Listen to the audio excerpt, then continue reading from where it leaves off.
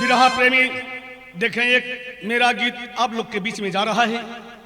बड़े भाई किशोर जी और बड़े भाई राजन जी के सौजन से हमको पूर्ण विश्वास है कि यह गीत आप लोग को पसंद आएगा। आप लोग का ममता दुलार प्यार हमको मिलेगा। कहना है वाह।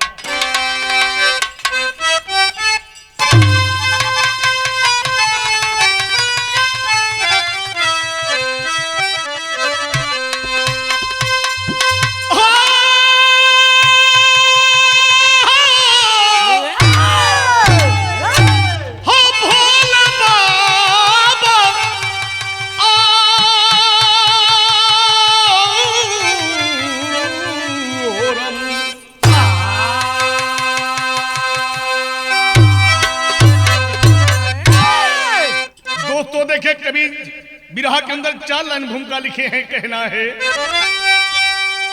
मन में मायनाओं के शंका जब पैदा हुआ, तब यूं पथ से भगवन का फिसल ही गया।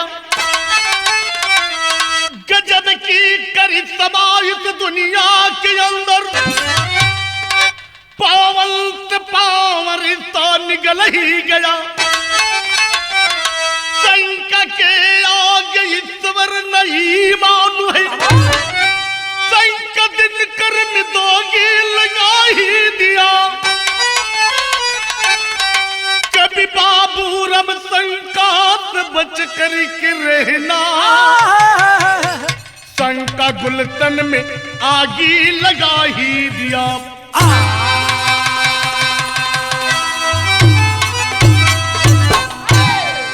बिरहा के अंदर एक लाइन कव्वाली के टुकड़ा लगल, का लगल बाबू?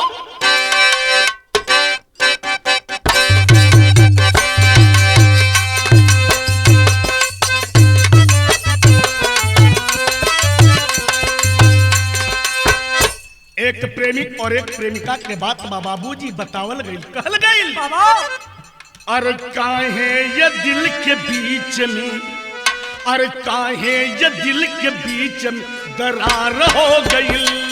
काहे ये दिल के बीच में दरार हो गई,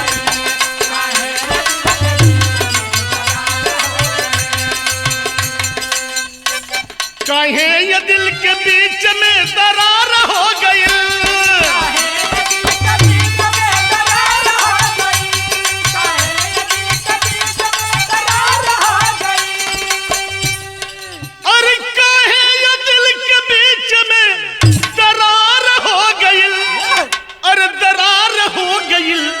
भूल कौन भारी हमसे सरकार हो गई, कौन भारी हमसे।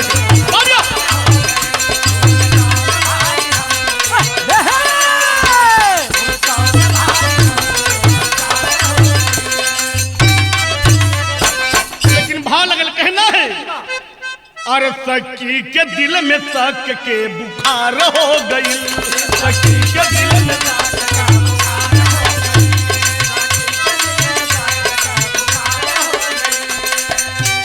सखी के दिल में शक के बुखार हो गई।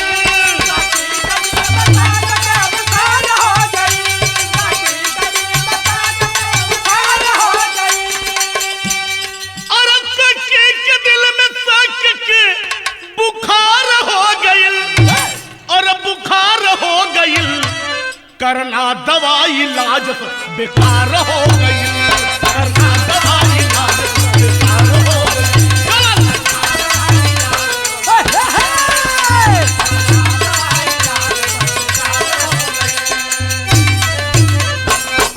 बिरहा प्रेमी देखे, यहाँ ते बिरहा की शुरुआत बा, नजम का लाइन लगल, का लगल बाबू?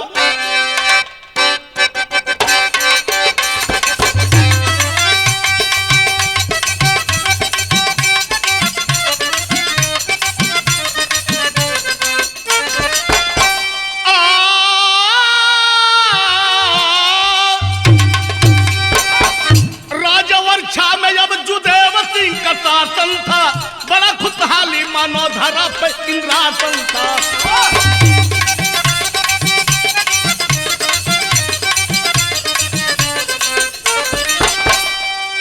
लड़ते पानी पे अब देख पानीदार रहे, लड़ते पानी पे अब देख पानीदार रहे, लाडला दोहर दौल और जुझार रहे।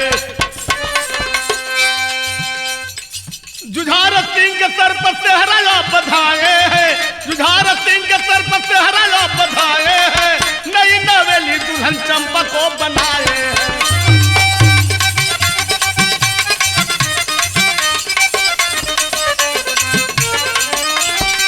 करा के शादी संग में ले चले दुल्हनिया को, करा के शादी संग में ले चले दुल्हनिया को, हुई है रात रो के जंगल में पलटनिया, हुई है रात रो के जंगल में पलटनिया, हुई है रात रो के जंगल में पलटनिया। ए बाबू ओरछा के रहे वाला राजा जुदेव सिंह जेकरे दू गो लड़का रहलन, बड़का लड़का के नाम जुझार सिंह, छोटका लड़का के नाम हरदौल सिंह। बूदीगढ़ के राजा आके अपने लड़की चंपा के शादी जुझार सिंह से तय कर देलन। जुझार सिंह के शादी चंपा से जब हो गई बूदीगढ़ में, सवेरे जोनबा की चंपा के डोली लेके दुल्हा जुझार सिंह मैं बराती संगे चल देलन। और जब चलना बाबूजी जंगल में जो रात हो गई, जंगल में रात जब हो गई तो वहीं मैं बराती पंडाल डाल के रुक गई। सब छोटका भैया के हाथ में तलवार धरलन, कहले भैया हरदौल सिंह रात भर जनबा के बरात के चारों तरफ घूम के तुमके रखवारी करे को हुई। रतिया में एगो बाघ गर्जत निकलल बा, हरदौल सिंह जाके बघवा से अकड़ गेलन। बघवा से जब अकड़ गेलन तो बघवा पंजा चलौलन, दोनों जनबा के हाथ से ओकर पंजा पकड़ लेलन। कबो बघवा पट के धूस दे आ कबो हरदौल सिंह पट के धूस दे। बाघ और हरदौल सिंह के बीच में पटकी पटका होत बा बाबूजी। वही दरमियान में जनबा की बघवा के पटक के हरदौल सिंह अपने पैरवा तो अगर पैरवा दाब के कपड़ा मत कर दे पकड़ के टंगरिया चीर दन। बाघ मर गई। चंपा दुल्हन पंडाल तो निकल देखल कल के हमार देवर बबुआ बहुत बलवान हम। अपने देवर हरदौल के चंपा दुल्हन बहिया पकड़ के चुमती बा। एक लाइन गीत लगल,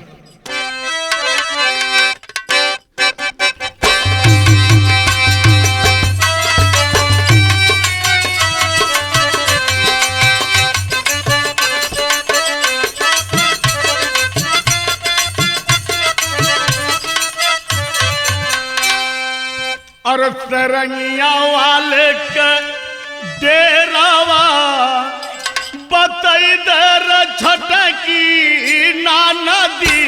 सरंगिया वाले के डेरावा बताई दे छटकी नाना दी, सरंगिया वाले के डेरावा बताई दे छटकी नाना दी। चंपा दुल्हन अपने देवर के बहिया पकड़ के चुमती बाप, कपड़ा पर हाथ धके आशीर्वाद देती बाप। कहले बाप अरे आतित देले भौजाइया, आतित देले भौजाइया, बिरतैया तोहरिए देवरू। आतित देले भौजाइया, बिरतैया तोहरिए देवरू। आतित दे भौजाइया, बिरतैया तोहरिए देवरू। अरे पीर भुजा के चूमी तुहरे खुदी के उमरे तगरवा हो। अजुग जुग कायम रहे जवानी, बाका मोर देवरवा हो। जुग जुग कायम रहे जवानी, बाका मोरा देवरवा हो। जुग कायम रहे जवानी, बाका मोरा देवरवा हो। अरे लड़ी न केहू लड़वाइया, बिरतैया तोहरिए देवरू। चंपा भाभी अपने देवर हरदौल के बहिया पकड़ के चुमती हो और आशीर्वाद देती बा कि देवर बिटवा हमके आशीर्वाद तुमके देते ही हमके पूरा जोन बा विश्वास बा कि दुनिया में तोहर जोड़ के मिली उली नाम। तब तक दुल्हन के दुल्हा जुझार सिंह पंडलवा से निकल के जब जात हन तो देखल कि अगवा बाघ मरल पड़ल बा। उनके हो गई कि बघवा के हमार भैवा मल्लत हो, ओकर वीरता देख के हमार औरतिया भैवा के बहिया पकड़ के चुमती हो। इनके दिल में शंका हो गई कि कहीं भैवा का वीरता देख के हमार औरतिया भैवा से कहीं गड़बड़ा न जाए। यह दिल में शंका हो गई। भोर भई लेकिन बराती में घर पर आइल बा। एक लाइन गीत लगल,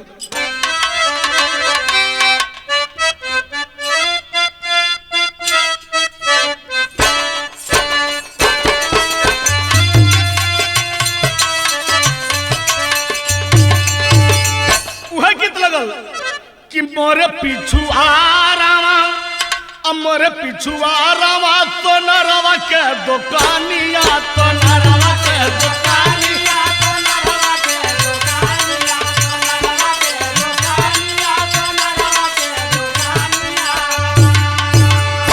और नथिया बनावेला पितरिया नक और नथिया बनावेला पितरिया नक मुँह पान जाना मार खाट किनिया कर मुँह पान जाना मार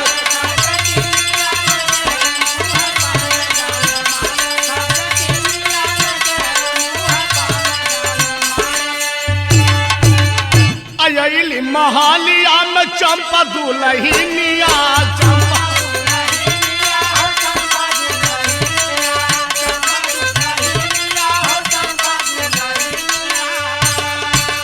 और खुतिया के उमर लहरियाना आप झूमी उठे भंवरा भंवरिया नारे आप झूमी उठे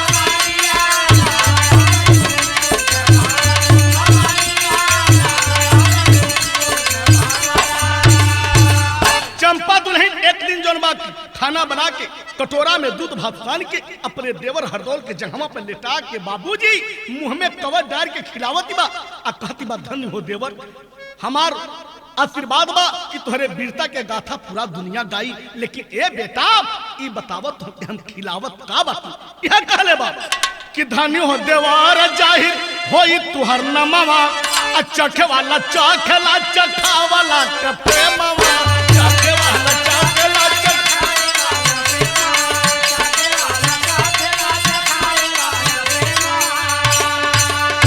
अरे तबल जुझार छुपल वही वो सरियाना गाठ पहनी जैसन पड़ गई रसारियाना गाठ पहनी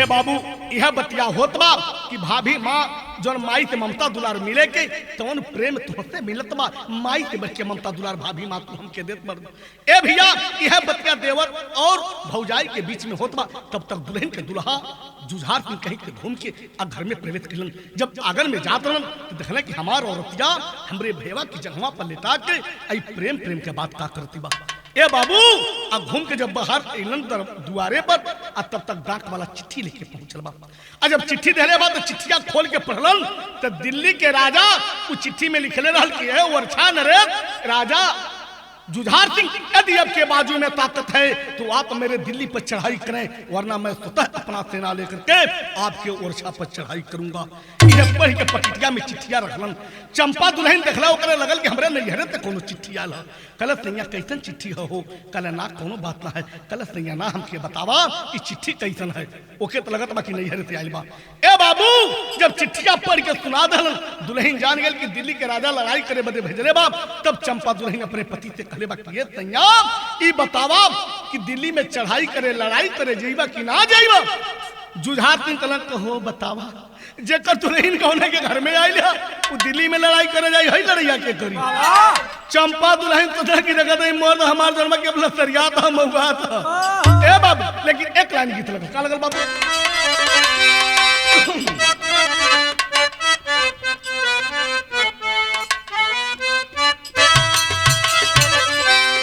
हो जेकर गवन के दुल्हन घर ही में बा हो जेकर गवन के दुल्हन घर ही में बा कैसे के जाई हताम हरिया में हो जेकर गवन के दुल्हन घर ही में बा कैसे के जाई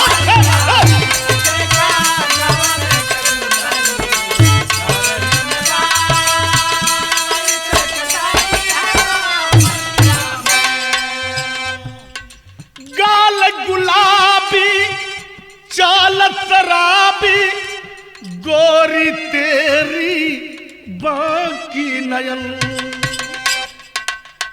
तुझे नागर देखूं प्रिय तुझे नागर देखूं प्रिय आता ना मुझको है चैन हतानी दे तू हिलाया मोरी गोरी हतानी दे तू हिलाया मोरी गोरी मोर पतल परान वैसा महिला हतानी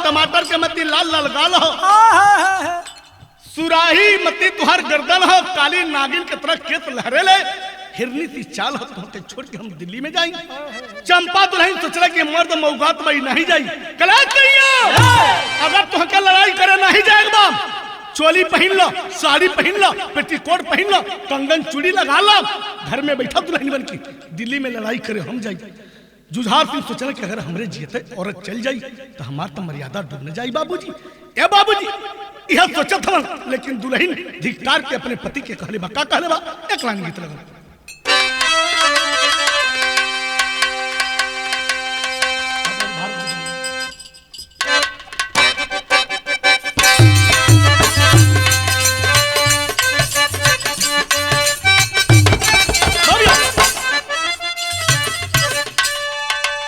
वह गीत हारमोनियम मास्टर संकेत कैल हम कि कहत बारी भारत के जननवा हो सजनवा हमार बड़ा लहरी लेकिन चंपा दुल्हन धिक्कार करके अपने पति को कहती है का कहले बाम अरे बोलल बाट छत्रा री जननवा हो बोलल बाट छत्रा री जननवा हो सजनवा हमार मानता है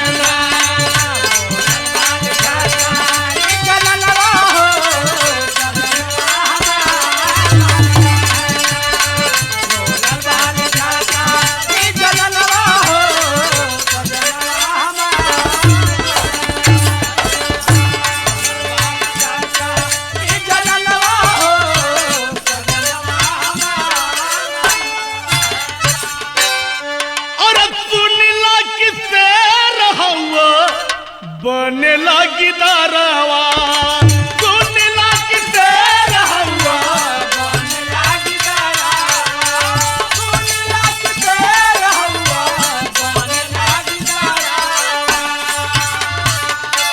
चोल तारी पे भी बैठा घर में ही जा रहा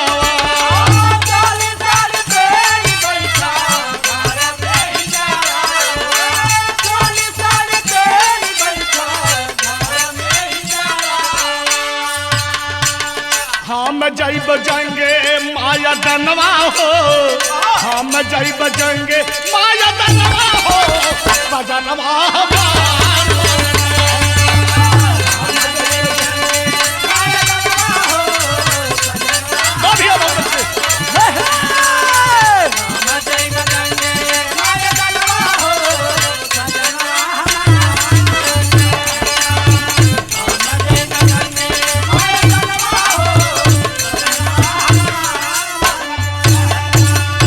जब इतनी बात चंपा दुल्हन अपने पति के कहले बाप तब जुझार सिंह के जन्मा के होश आ गई कहले ठीक है प्रिय मैं सेना लेकर के दिल्ली में चढ़ाई करने जा रहा हूँ लेकिन तुमको एक बात मानना होगा दुल्हन चंपा कहले कातिया कहले कि आधा सेना में छोड़ दे रहा हूँ मंत्री हरि सिंह को छोड़ दे रहा हूँ छोटा भाई हरदौल सिंह रहेगा लेकिन काली कोठरी में मैं अपना चंद्रहार तलवार रख दे रहा हूँ मेरे राज पर कोई आफत विपत्ति पद आ जा लेकिन किसी व्यक्ति के हाथ में चंद्रहार तलवार मत देना यह बतिया कह के सेना लेके दिल्ली में चढ़ाई कैलन दिल्ली वाले राजा के वो हरावत हमन लेकिन वही दरमियान में दिल्ली के बगल के रहे वाला एगो कादिर खां मुसलमान अपन सेना लेके इनके ओरछा पर चढ़ाई कैले बा चाल इन कोठी तनबा कहना बा कादिर खां तलवारबाज अरे कादिर खां तलवारबाज ओरछा में आके ऐलान किया अरे लड़ले कोई माई का लाले में आके ही फरमान किया तब भीड़ गए समहर में हरि सिंह अरे भीड़ गए समहर में हरि सिंह 3 दिन तक चली लड़ाई है टिकना सखा तलवार हरि का तब कादिर रे विजय पाई है। ए बाबू कादिर खां जब आके ऐलान कैले बा, चंपा दुल्हन अपने देवर से कहले बा कि देवर बेटा ओरछा का मर्यादा कहते बच्ची। हरदौल सिंह कहला कि भाभी मां चिंता करने की बात नहीं है, मंत्री हरि सिंह है, सेना है लेकर के जो है कि युद्ध करेंगे। जब मंत्री हरि सिंह जाकर सेना लेके कादिर खां से बाबूजी युद्ध करे लगलन तो कादिर खां के तलवारवा के धरिया इतनी तेज रहे कि केहू के तलवार टिके ना। हरि सिंह 3 दिन के बाद हार गए। जब हार के वापस अलन चंपा दुल्हन कहले कि देवर बेटा हरदौल ई बतावा हमारे राज ओरछा की मर्यादा कैसे बची। कहला भाभी मां एक कारण है, उसके तलवार का धार तेज है, अगर भैया वाला चंद्रहास तलवार मिल जाए तो हम चुटकी बजौलही में सारे के मार के भगा दे। चंपा दुल्हन कहले रे बाप रे बाप, जवन तलवार देवे के संज्ञा मना कैले हुवन वह तलवार देवर बबुआ मांगत रहन। दुल्हन हैरत में पड़ गई, सोचत बा विदतिया कलांग लगल बाबू।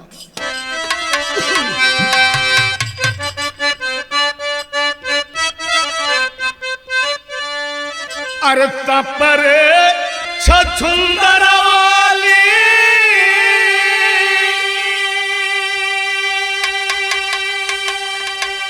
ए भैया गति होई गईली हो। अरे बाबू मनवा में सोचे अब चंपा रे गुजरी।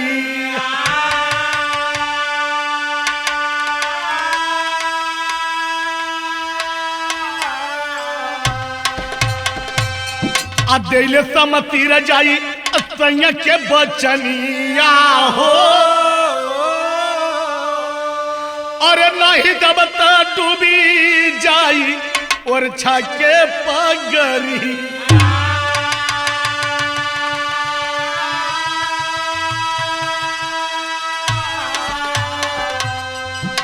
चंपा दुल्हन गणित लगाने लगी, सोचती है कि अगर तलवार दे दूंगी हमारे देवर अगर विजय पा जाएंगे तो मेरे कुल की मर्यादा बच जाएगी। चंद्रहास तलवार निकाल के दिले बाप। हरदौल सिंह गइलन कादिर खां के 15 मिनट में हरा दहलन। कादिर खां भाग के जब दिल्ली के पास गइल तो वहां दुल्हन के दुल्हा जुझार सिंह दिल्ली वाला राजा के हरावत हूं। कादिर खां कहला कि बारे भाई एगो जोधा ही देखली कि जो ए राजा के हरावत हुआ आ एगो जोधा ओरछा में देखली यही तगल के हमके हरा दहलन। जब आवाज जुझार सिंह के कान में गई, कहला रे भाई तुम जिसका नाम ले रहे हो मेरा छोटा भाई हरदौल है। कहले तुहार भाई हो? कहला हाँ भैया। कहले रे बाप तिहत ना हमारे समझ में आवत कि देखनी तोरे भैया के संगवा एगो मेहरारू लड़ैया में घूमत रह। कहले रे बाप इहो बतिया सोच के जौन बा कि जुझार सिंह के दिलवा में शंका बन गई बाबूजी। तीसरा शंका बन गई, लेकिन लड़ाई जीत के जब घरे अइलन तो दुल्हन मार खुशी में झूमत है। खुशी के कोनो ओकर ठिकाना नहीं बा। फूलन तमाती है कि जेकर पति भी बीजा पोले बा और देवर भी बीजा पोले बा। कंचन थाली में धूप दीप अगरबत्ती सजा के बाबूजी पति देवर के अर्थ उतार के उचित आसन लगा के बैठोले हा। और उतनी घड़ी एगो काम करती बा। का करती बा बाबूजी? एक लाइन गीत बा।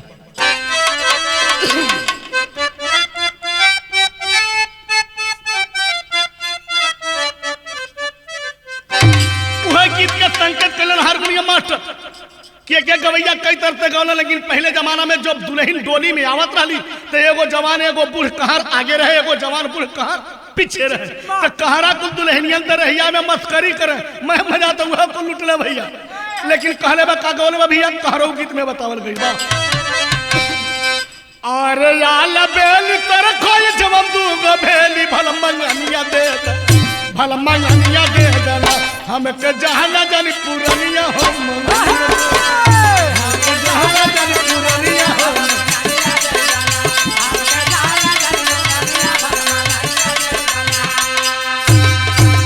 इधर बुढ़वा कहरा अगवाया लगावे लेकिन पट्टा पिछला जवन का गावे का गावे। अरे कहरा का बेटा वा बड़ा रे हारा मुठवा किलवा गाड़ी के बैठे ना दोनों जान हवा के बीच में किलवा गाड़ी के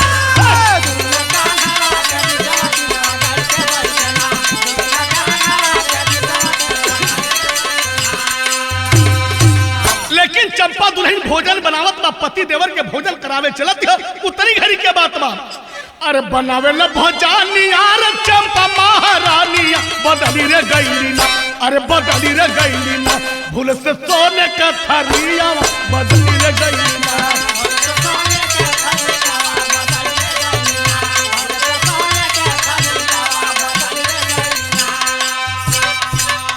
बाबू चंपा दुल्हन भोजन पति और देवर के करावे चलत बा।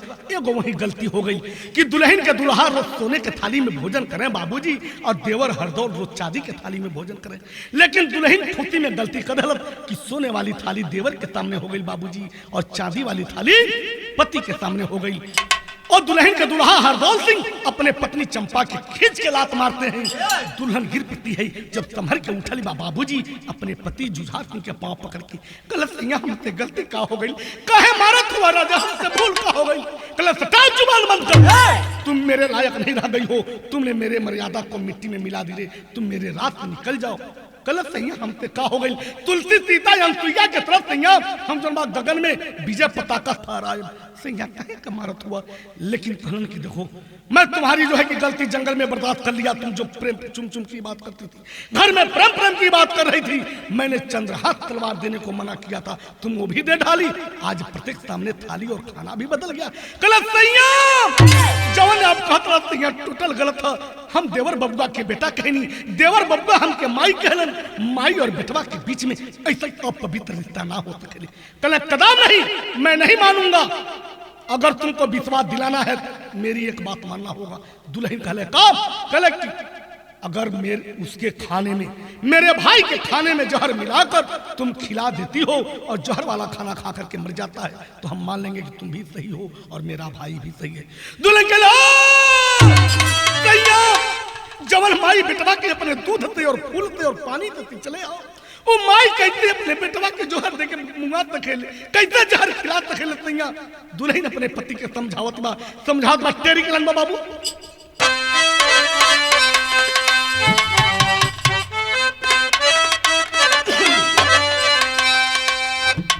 अरे भौजाई सीता एक पति बता आए, अरे भौजाई सीता माई के तरह, अरे शंका बना सहोदर शत्रु बन गया भाई।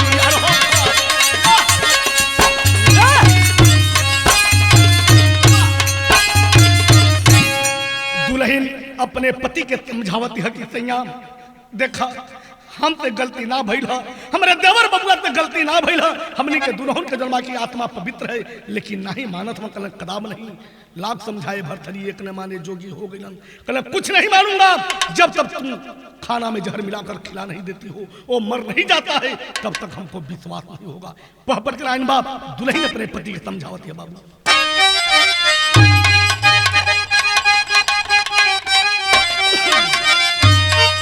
आए अरे कतर कबूतर का पैबा का ताई अखिया परतले, अब मिले दोबारा दुनिया में न भाई अखिया परतले।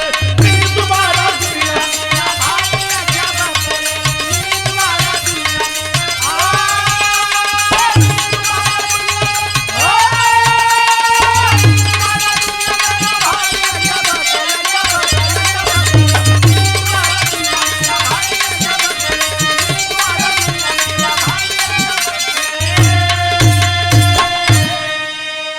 जवन हाथ चलतैया फूल के बगनिया हो, वही हाथ से कैसे सैया कटबा डहनिया हो।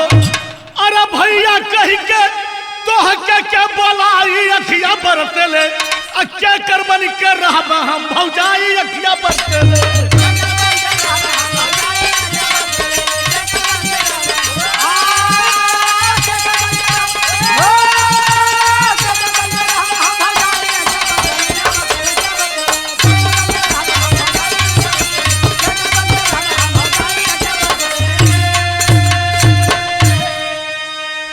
चंपा दुल्हन कहले कि सैया अगर हम ना रहब तो हमरे जैतन एगो ना 10 गो 1000 गो तमाम औरतें आपके मिल जइहन, लेकिन एगो भाई दुनिया में खोदे बतैया तो भाई ना मिली तैया, भाई ना मिली सैया ऐतन गलती न कर, न तो हमके गलती करे कहत नहीं, लेकिन नहीं मानत हूँ बाबूजी। अल्लाह के लाइन बात कहना बा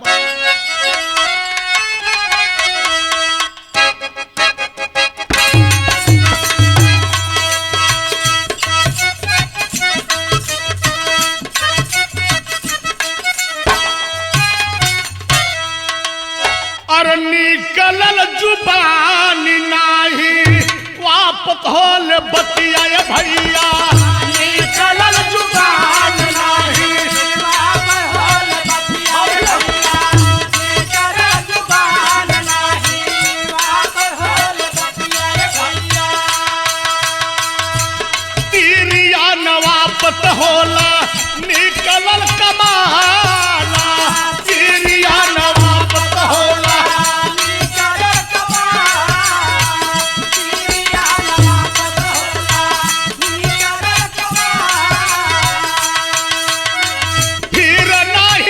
बतैया सहोदर बिरनवा बिरनवा फिर नहीं कई बतैया सहोदर बिरनवा बिरनवा फिर नहीं कई बतैया सहोदर बिरनवा बिरनवा लेकिन नहीं बतिया के बुझला गवारा लेकिन नहीं बतिया के बुझला गवारा लेकिन नहीं बतिया के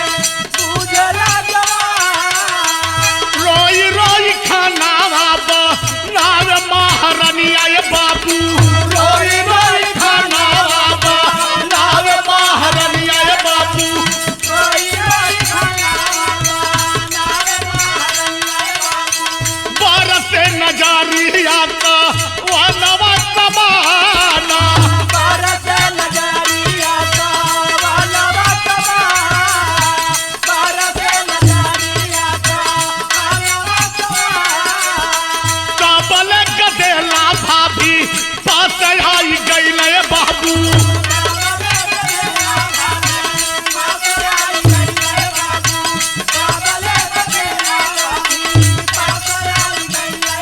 भाभी तबातिया हो का समझा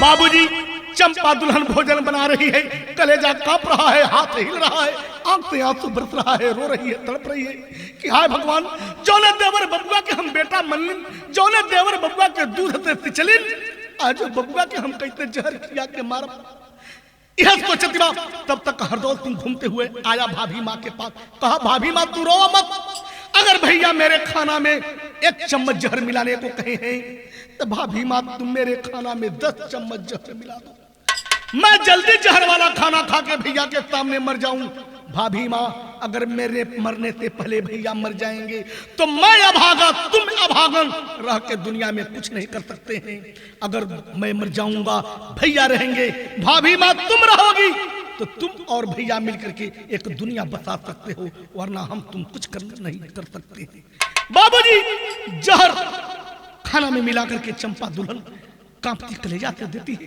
जहर वाला खाना खा लेता है हरदौल छोटा भाई और जब जहर बदन में भीन गया बाबूजी लुढ़कने लगा मुंह से पानी गिरने लगा आत्मा तड़पने लगी तो आड़ से जुझार सिंह देखते हैं कि मेरा भाई जहर वाला खाना खा लिया है अब लुढ़क रहा है लगता है नहीं बचेगा तब तक आते हैं अपने भाई को गोद में लेकर के बैठ जाते हैं जब गोदिया में लेकर बैठना बाबूजी तो छोटका भैया रोके अपने बड़का भैया जुझार से एगो बात कह लेबा खड़ी के लाइन में का कह लेबा बाबू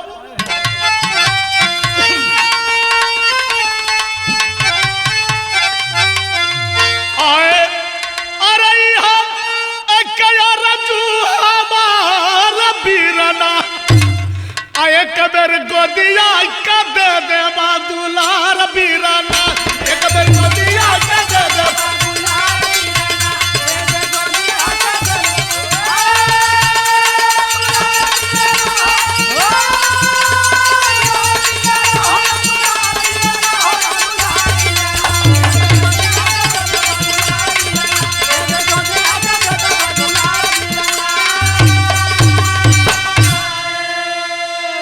बड़ा भाई हरदौल सिंह समझ लेता है कि अब भाई नहीं बचेगा मुझसे गलती हो गई है उसके आंख से आंसू गिरने लगा छोटा भाई गोदही में से हिलते हुए हाथ को उठा करके अपने बड़े भाई की आंसू को पोंछते हुए एगो बड़ी ऊंची बात कहले बा का कहले बा बाबू कि रोव जनी भैया मर मानिला कहनवा अत परित दिहाय कविता के कफनवा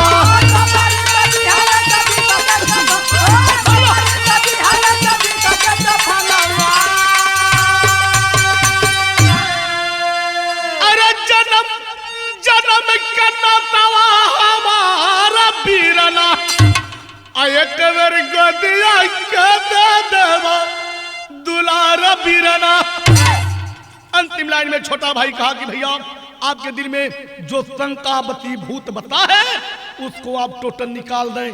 भाभी माँ सही है, मैं भी सही हूँ, मैं तो अब बचूंगा नहीं भैया, मैं तो अब चलने को हो रहा हूँ। लेकिन अंततः अंतिम लाइन में भैया आपको मैं समझा रहा हूँ और विश्वास दिलाता हूँ। छोटा भैया कहले बाबू कि भौजी हमर सीता बाटी भैया रघुराई तोहर चरनिया के करिया सेवकाई।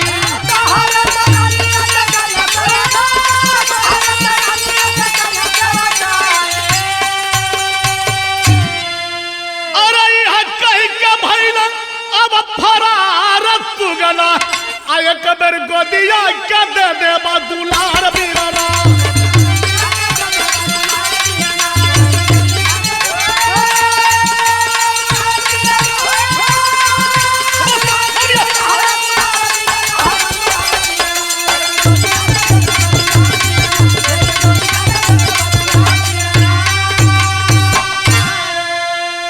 इतना विश्वास दिलाते हुए छोटा भाई अपने भाई के गोदही में दम तोड़ देता है। बाबूजी तब जुझार सिंह को यह होश आया कि मैंने जिंदगी में बहुत बड़ा गलती किया, मैंने अपने भाई को खो दिया। अरे बाप रे बाप, इस दुनिया में इस जमाना में इन लोगों के बीच में कैसे मुंह दिखाऊंगा।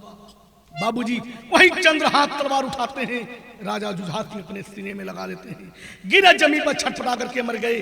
उसके बाद चंपा दुल्हन देखती है पति मर गए, देवर मर गया, पति के सीने से तलवार खींच के अपने सीने में लगा लेती है, गिरी जमीन पर छटपटा करके चंपा दुल्हन भी मर गई। तो बाबूजी देखें इस शंका में पड़ने के कारण एक राजा के पूरा खानदान नाश हो गया। राजा के राज में कोई वो राज बिलसने वाला भोगने वाला नहीं बचा। तो समाज के लोगों से कहना है कि कभी किसी व्यक्ति के प्रति अपने दिल में शंका नहीं पालना चाहिए। बाबूजी यहीं पर कहानी खत्म होती। बाबू स्वामी गुरु बिहारी लगन कब्जी मुक्तिधारी कथन करे कवि बाबूराम कि हरी भरी फुलवारी हो।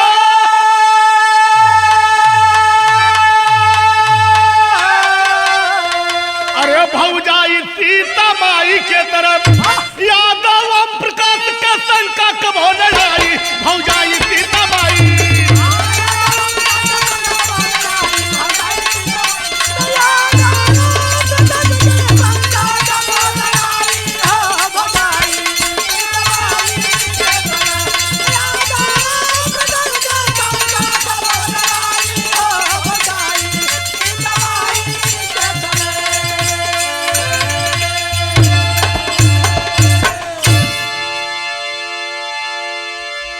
देखें एक धोबियाओं गीत और बहुत पुरानी गीत हम आप लोग के सामने भेजे थे, शायद हमके पूर्ण विश्वास आप लोग के ठीक लगी।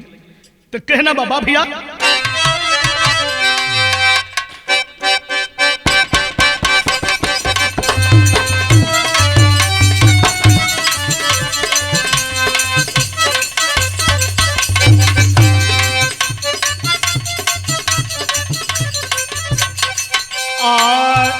अपने ते गैला पिया पूरा भी बनी जिया।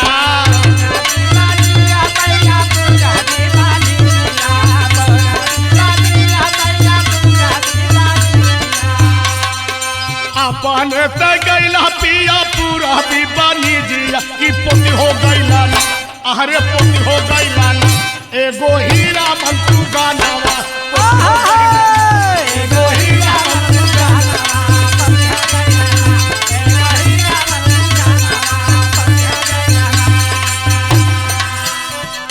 खाए ते महंगा सुगना दूध भात खोरावा भात खरवा तुला दूध भात खरवा दूध भात खरवा तुला दूध भात खोरावा।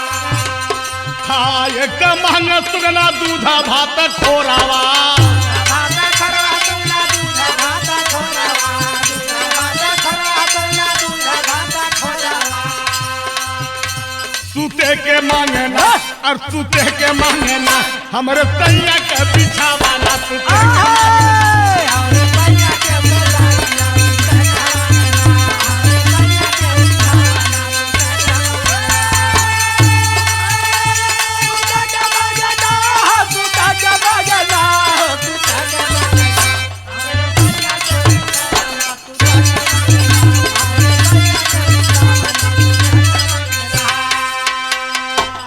सुन नदिया मोर नानवा के बायरी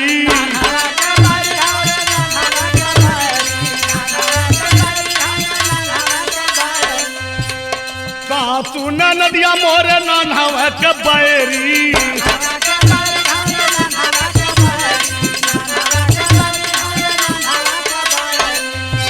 सुनावे लागना और सुनावे लागना हमके में हमारे तानावा सुनावे लागना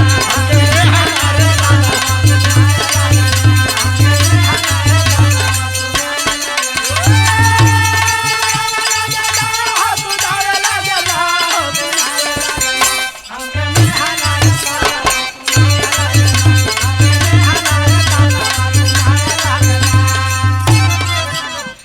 इहो मेहनवा हमके लगता नहीं रामा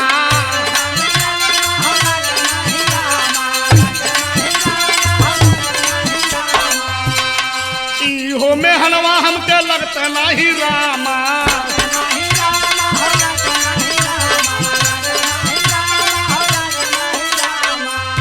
कि गुदिया होता ना अरे गुदिया होता ना हमरे होरी ना तू गानावा गुदिया रे होता ना हमरे होरी ना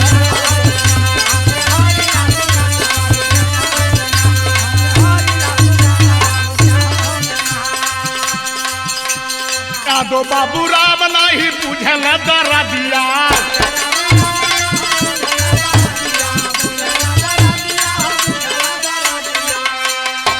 दो बाबू राम नहीं बुझल दरा दिया